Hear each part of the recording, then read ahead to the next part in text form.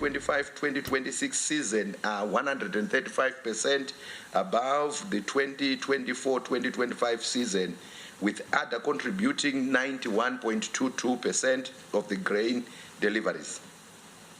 Furthermore, a total of 422,821 metric tons of crops comprising maize, soybean, sorghum, and sunflower have been formally marketed as at 30 July 2026, compared to 251,648 metric tons marketed at the same time in 2025.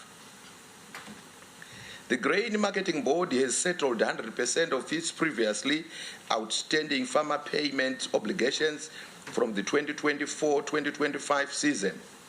Payments in excess of United States dollars 19 million have also been paid for the 2025-2026 season deliveries.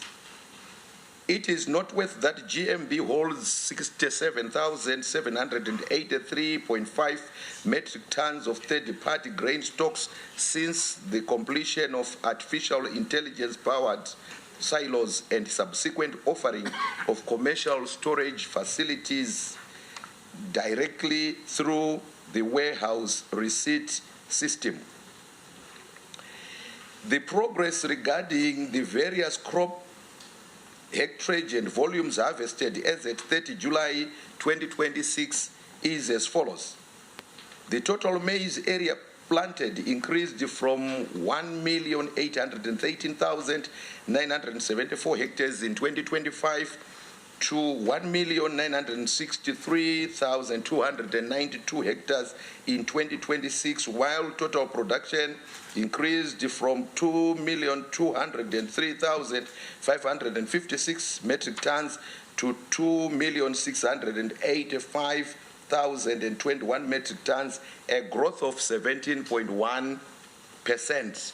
And the soybean production increased from 52,794 metric tons to 119,067 metric tons, which is a 125% increase.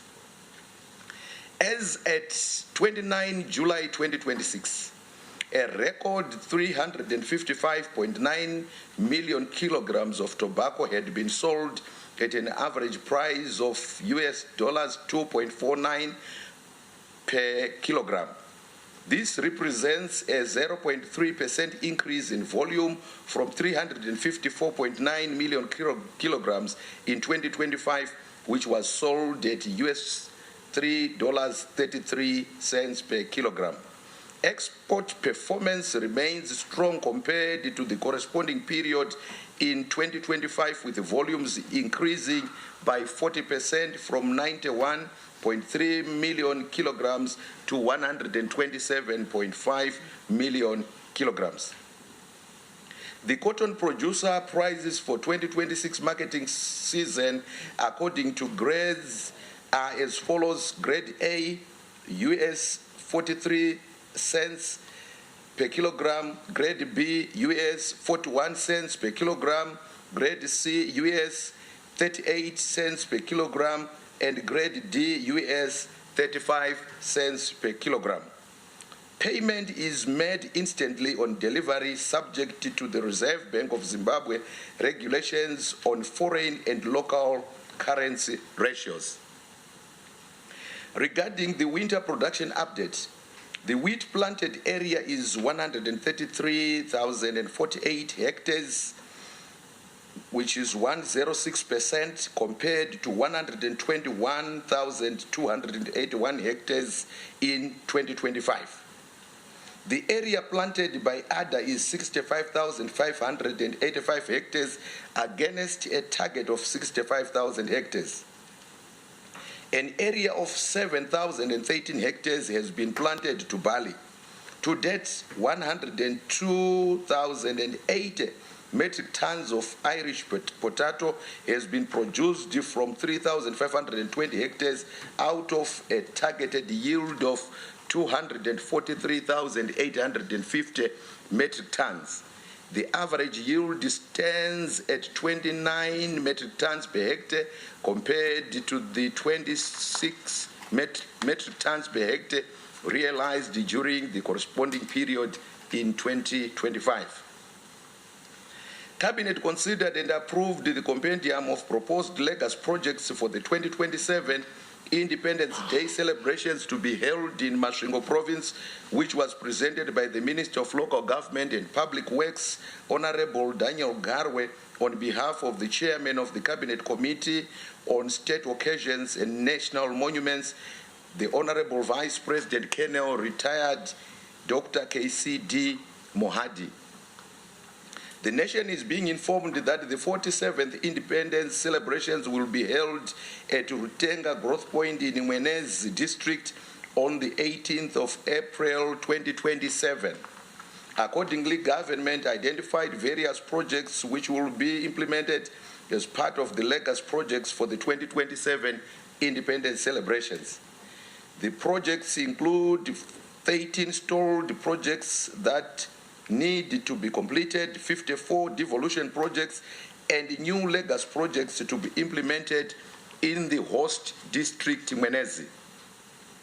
The legacy projects will include construction of a 16,000-seater stadium, changing rooms, ablution facilities, construction and finishing of 16 science laboratories, construction of 39 satellite schools, equipping and solarizing computer laboratories, rehabilitation of Liberation War heritage sites, including Urodzevasikana Battle Site, provincial and district heroes acres, the construction of 10 houses for veterans of the liberation struggle in Mwenezi district, and the construction of a youth service and vocational training center, among others.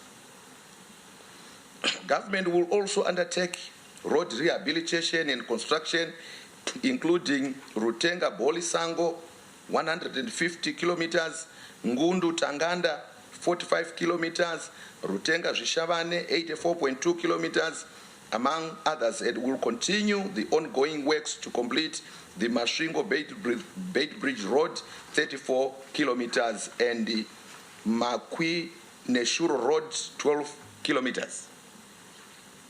In addition, government through the Rural Infrastructure Development Agency and partners will drill 105 boreholes, install 40 pumps, install 50 solar-powered water schemes, maintain 1,500 boreholes, and in collaboration with the Ministry of Agriculture, Mechanization and Water Resources Development, establish 21 village business units.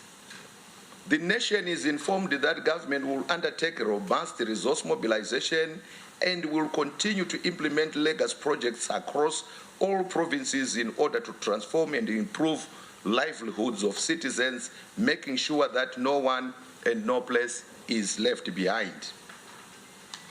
Cabinet noted and approved the mop-up review of licenses, permits, levies, and fees charged by ministries, departments, and agencies in agriculture, education, transport, sport, and natural stone export subsector, as presented by the Minister of Finance, Economic Development, and Investment Promotion, Honorable Mtuli Ngube.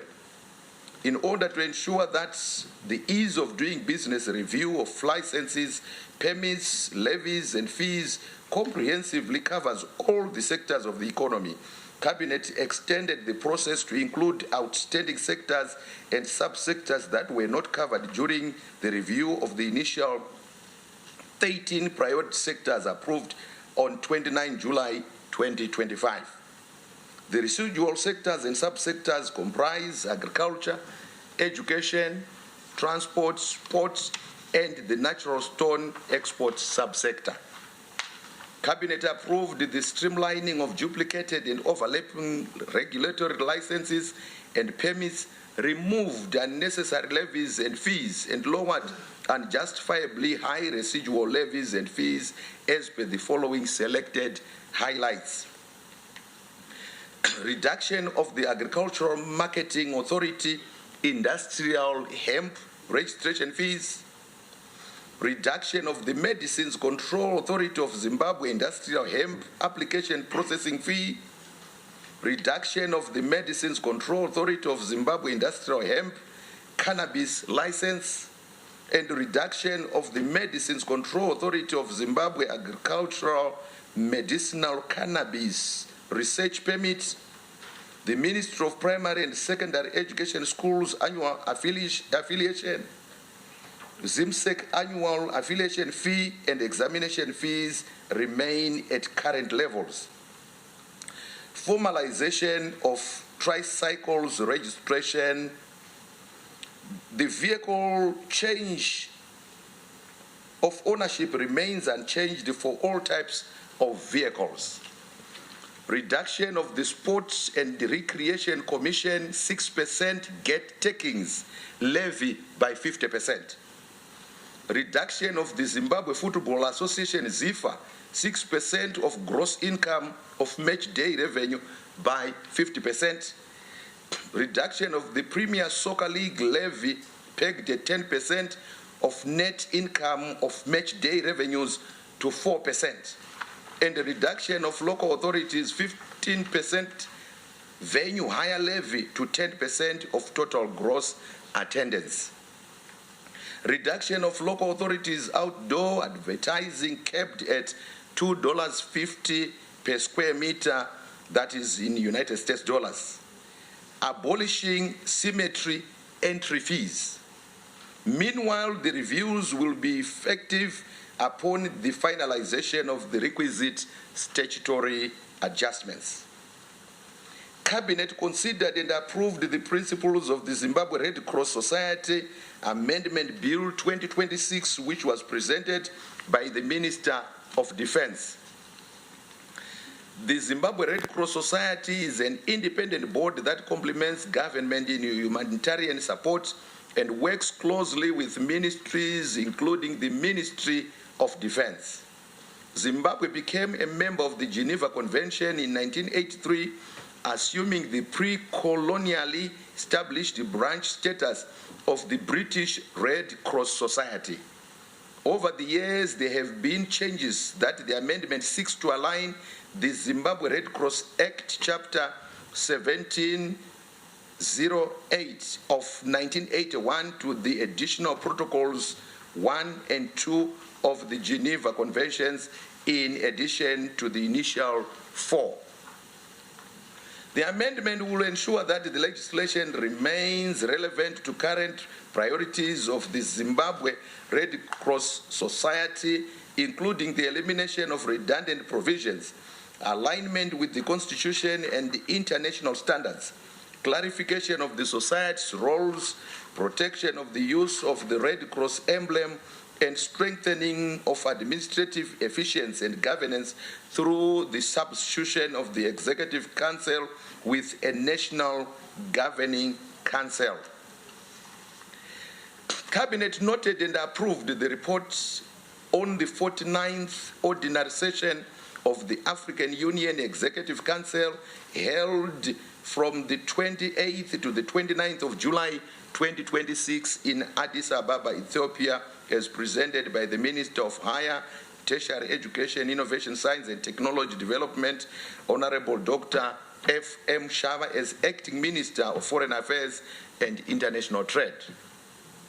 The 49th Ordinary Session of the African Union Executive Council meeting, attended by the Minister of Foreign Affairs and International Trade, Professor Eimur Wira, sought to advance the implementation of Agenda 2063 by strengthening the African Union's institutional effectiveness, promoting sustainable financing, enhancing continental integration, and consolidating peace, security, and good governance. The outcome of the Executive Council meeting included adoption of several strategic decisions aimed at strengthening continental integration and institutional effectiveness. Above all, the meeting succeeded in promoting the country's bilateral and strategic engagements. I thank you. Thank you very much, Honorable Minister, for presenting today's cabinet highlights. We now move to the first round of 3 questions. Yes. Thank you, Chief Secretary. My name is Mokudze Shingwere from the Herald. My question is directed to the Minister of Finance and Investment Promotion. The chairman of the session talked about the reduction of fees and the ease of doing business reforms that have been slashed in the agricultural sector. There are some fees who were reduced in several sectors. For instance, in September 2025, parking fees were slashed by 50% for local authorities, and some penalties involved, and they are yet to come into effect. My question now is, when are these measures likely to come into effect? And the ones that you publicized before, when are they also expected to come into effect? Thank you.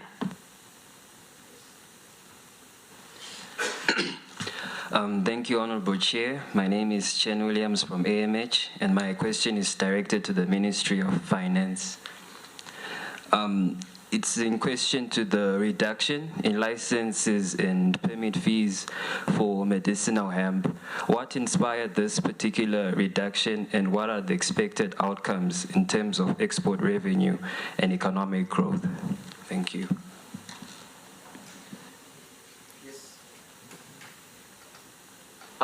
Thank you, Chief Secretary. My name is Latwo Nyang from Z10 Prime. My question is directed to Minister Mtuli, adding on to what Mukudze asked. I want to ask pertaining the issue of the implementation rate. Is government satisfied with how some of these policies are put into effect? Thank you. Yes, over to you, Minister.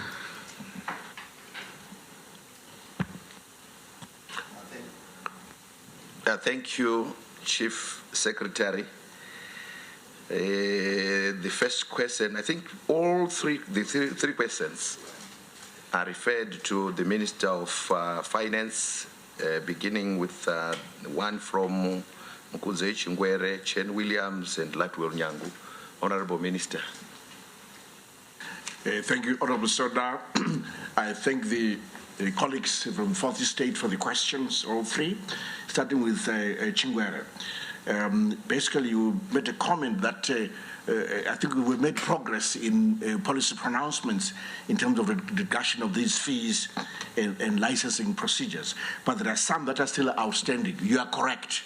The issue of parking fees in local authorities is still outstanding, and also the 50% reduction in cap in some of the local authority fees has not yet been implemented. This also includes the penalties and clamping fees, for example, to get your car released once clamped. This is an issue that we've asked the Minister of Local Government to work with local authorities on to make sure that it is implemented. The reason has been that you have existing contracts that are already in place, which stipulate certain fees. So by then pronouncing a certain fee hurdle or cap or whatever we were pronouncing, then one is changing the content of the contract and the terms of the contract. So that's what then the Ministry of Local Government will then negotiate with local authorities so that we comply. They comply with the new directive. We don't want to do an abrupt, type of decision making. We also respect contracts. So we want to make sure that the service providers are on board. Turning to the question by Mukudze, what prompted the drop in the registration fees, licensing fees for the medicinal hemp and cannabis industries? We're trying to drive investment, frankly. You may know that we tried in the past to even encourage our tobacco farmers also to start going into growing of industrial hemp, and so as to diversify away from tobacco because of the anti-tobacco lobby. But we just want to drive investment into the sector. I mean, medicinal hemp has so many uses. That oil can, even be used for making drugs for curing cancer and so forth. And the industrial hemp has, again, so many uses. You can make fiber, you can make bags, you can make sandals. So it's just a lucrative business that we think by dropping the registration fees, licensing fees, we should be able to encourage more investment into the sector and create more jobs and also grow our exports. Turning to, I couldn't tell who asked the question, are we satisfied with the rate of implementation of these policies? Well, it takes time, to put legislation in place, but we're pleased so far. And where there are issues, we also highlighted ourselves and say, please, let's move faster in these areas. But we're pleased so far. So far, we've at 70% implementation. There's still a 30% to go, and we'll get there. But we're pleased so far, and industry and investors are pleased with this initiative of reducing the cost of doing business. In fact, this program has already been highlighted globally as a very successful program in Africa, where we've been able to do a lot right across the board, almost without exception. Reducing the cost of doing business. This has never happened before in terms of reform agendas. So this is highly commended, and we're pleased with the rate of progress so far. Thank you. Thank you very much, Honorable Minister, for responding to those questions. Let's move to the last round of 3 questions. Yes. Thank you very much, Chief Secretary. My name is Chawanda Bruce from ZBC. My question is directed to Dr. Masuka. We've heard the positive numbers in terms of output, but what does this mean to Zimbabweans against the weather predictions in the future?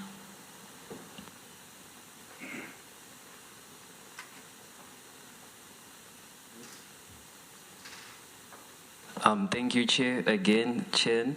My question is directed to the Ministry of Finance. If possible, may you please expand on the new fees, what the new fees may be?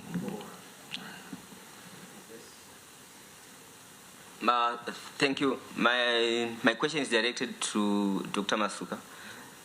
Looking at the grain intake patterns, they look so satisfying. But my question is looking at sustainability. Is it going to be sustainable? And in the event that the weather changes happen, are there any contingent plan to avert any crisis looking at food security?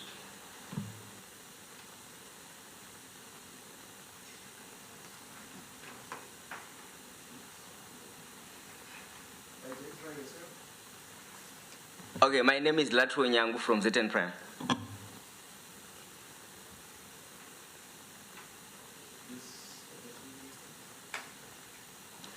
Thank you, Chief Secretary. First question from Bruce Chawanda is directed to the Minister of Agriculture. If you could tackle it together with the question from Latro Nyangu, Honorable Minister. Thank you, Chair, and I thank the 2 colleagues for the questions. I think the questions are related, perhaps 2 sides of the same coin. That in good years, Zimbabwe is now ordinarily food secure on account of the interventions made by the Second Republic, being the adoption of the Sustainable Intensive Conservation Agriculture model from Vudza Intwasa, which we, alongside agroecological tailoring of crops, and also the accelerated irrigation development and the various supportive policies, including crowding in the private sector through a structured market liberalization approach, and of course attending to enablers such as mechanization and much more. So we will, in a good year, be able to harvest, as we have done now, just over 2.6 million metric tons of maize, over 300,000 metric tons of sorghum, so collectively just above 3 million metric tons of cereals against our consumption of about 2.2 million of food and feed. So a very healthy surplus, which is reflected now in the increase in the marketed crops. You note that we are over 422,000 metric tons of harvested and marketed crops, which is a 68% increase on last year. And regarding GMB and its strategic reserve role, because of the structured market liberalization, ADA is now the main supplier of SGR at 91% contribution. And so GMB holds 239,000 metric tons as of 28 July. And it's very healthy. So we must be able to mop as much grain as is possible for this enhanced strategic grain reserve in view of the predicted El Nino season. And the government's plan is to be able to exit the year at 450,000 metric tons. And this, I think, will be achievable. We want, by the end of this month, to have reached 300,000 metric tons of the strategic grain reserve.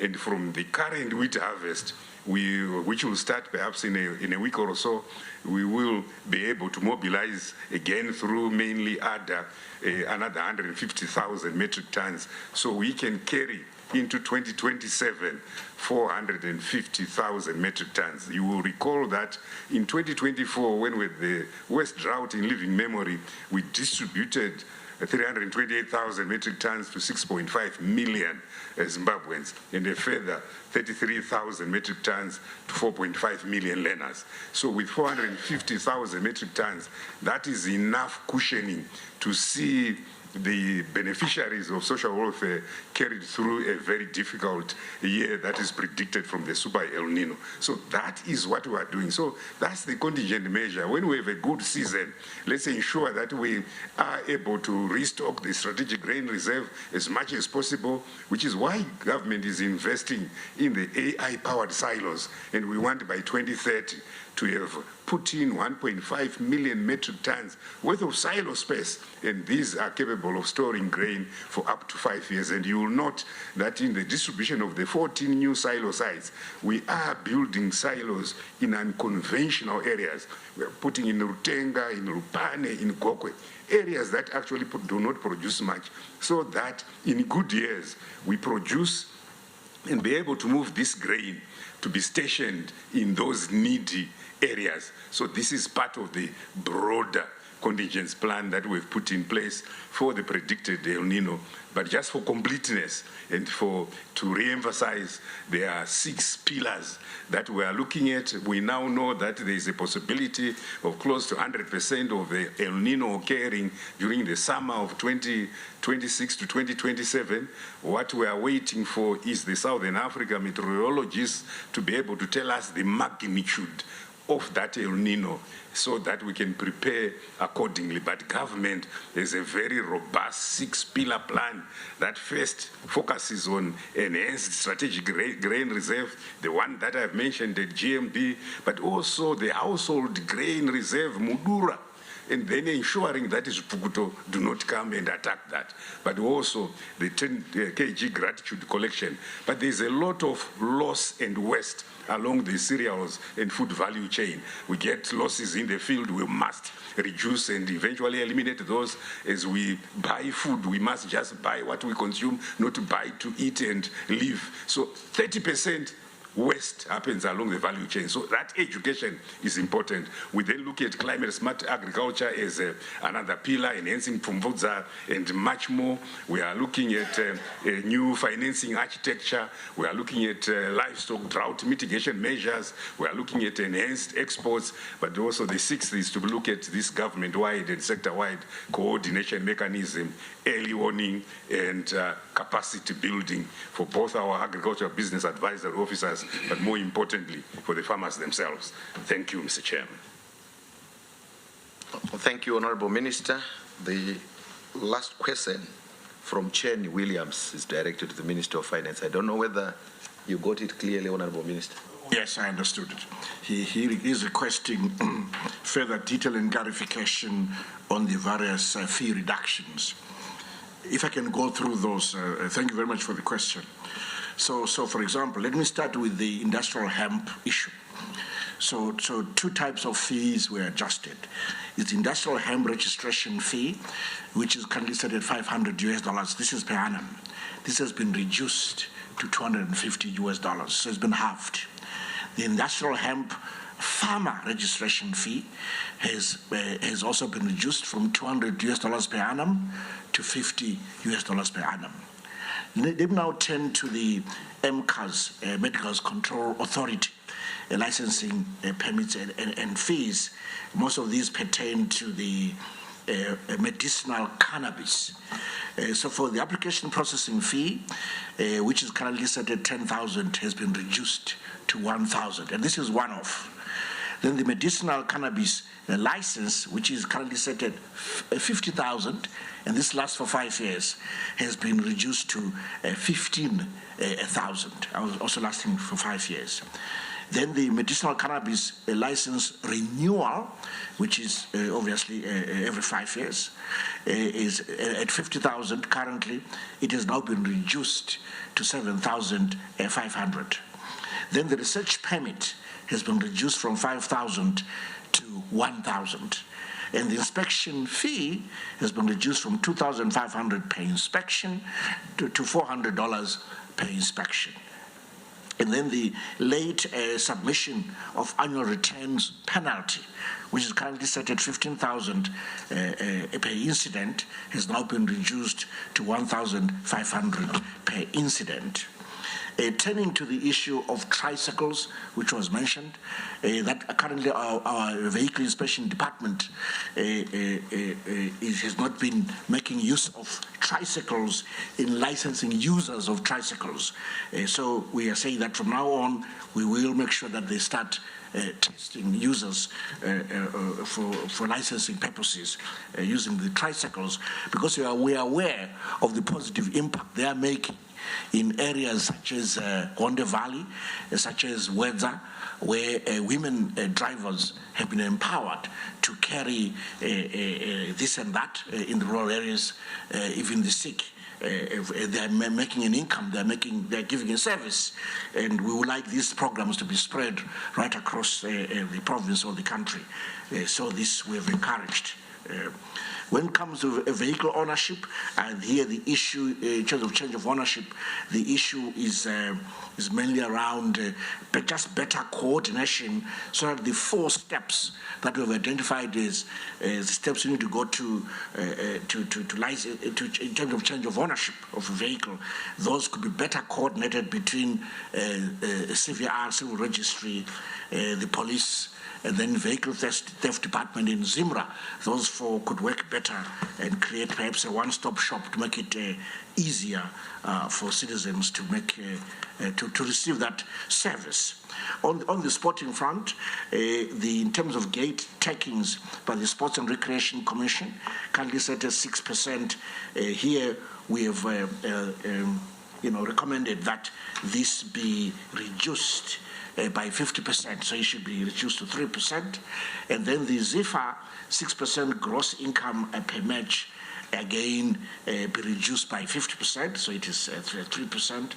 And then the PSL league levy, the Premier Soccer League levy, which is pegged at 10% net of income, should be reduced to 4%.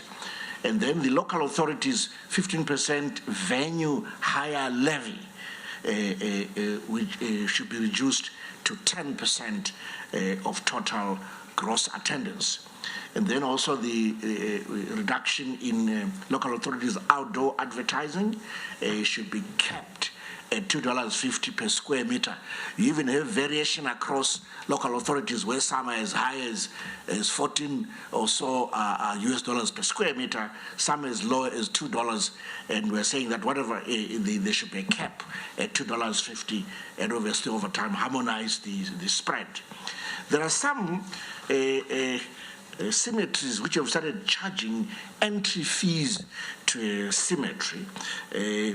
into a cemetery, and this is impacting our citizens. They can't easily go in now to pay homage, to honor their relatives who have since departed.